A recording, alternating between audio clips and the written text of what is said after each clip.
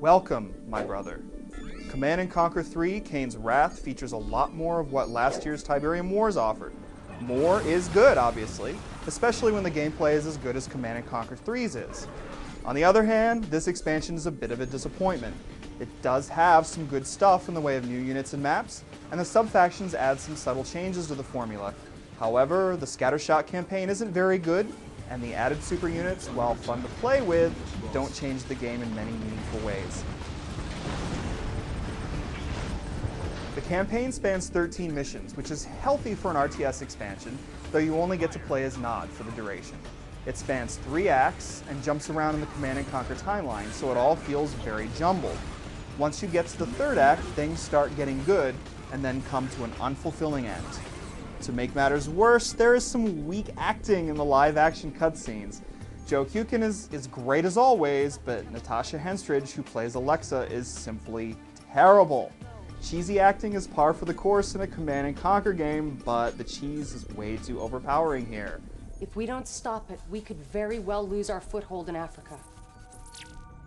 Luckily, there are some fun new toys to play with. First off, the Nod, GDI, and Skrin each have 2 sub-factions.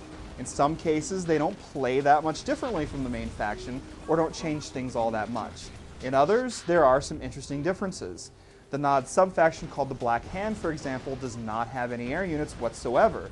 Instead, many of the standard units start at maximum effectiveness, and faction-specific units like the Purifier specialize in spewing flames and Tiberium.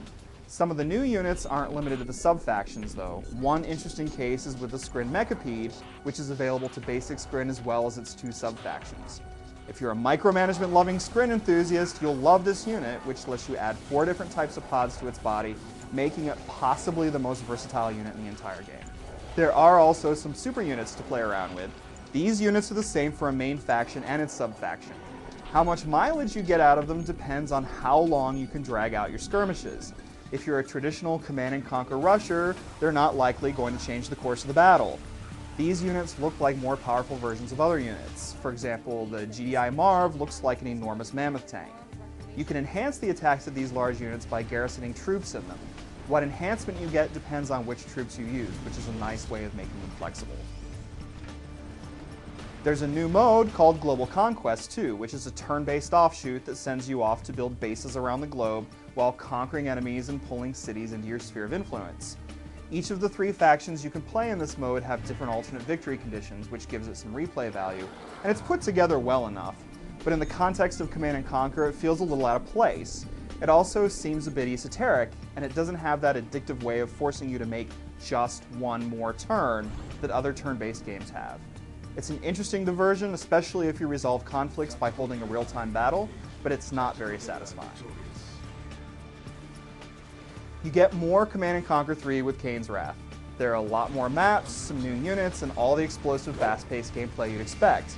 It's a good expansion, but not a great one. None of the additions feel significant, and the new campaign is disappointing. Stuff is tweaked, and the sub-factions will have you rethinking your strategies, but this isn't quite the must-have add-on you'd expect for such a fantastic game.